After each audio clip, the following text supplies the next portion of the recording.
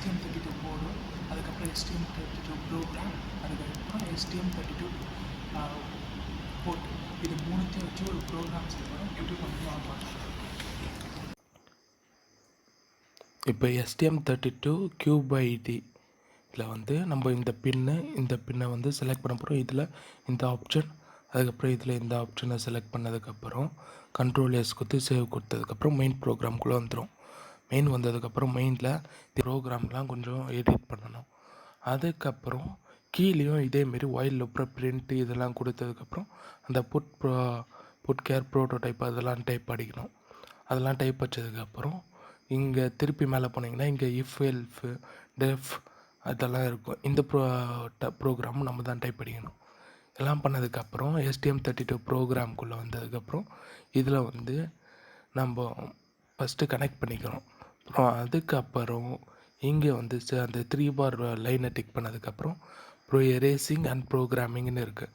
அதை கிளிக் பண்ணிட்டு அதில் ப்ரௌசிங் இருக்குது பார்த்தீங்களா, அதை கிளிக் பண்ணிட்டு உங்களோட இந்த சர்ச் பாருக்கு திருப்பி ப்ரௌசிங் கிளிக் பண்ணிட்ட அப்புறம் திருப்பி இந்த சர்ச்சில் வந்துடும்.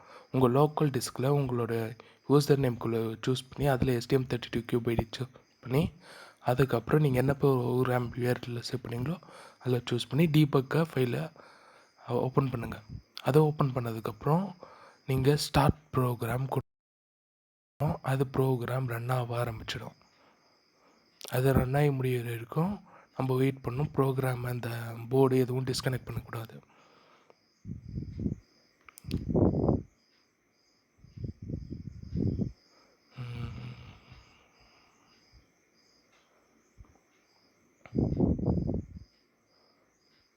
அது ப்ரோக்ராம் இப்போ டம்ப் ஆயிடுச்சு. டம்ப் பண்ணதுக்கப்புறம் டிஸ்கனெக்ட் கொடுக்கணும். டிஸ்கனெக்ட் கொடுத்ததுக்கப்புறம் இப்போ IoT போர்டில் நம்ம எப்படி அவுட்புட் வருதுன்னு பார்க்கலாம்.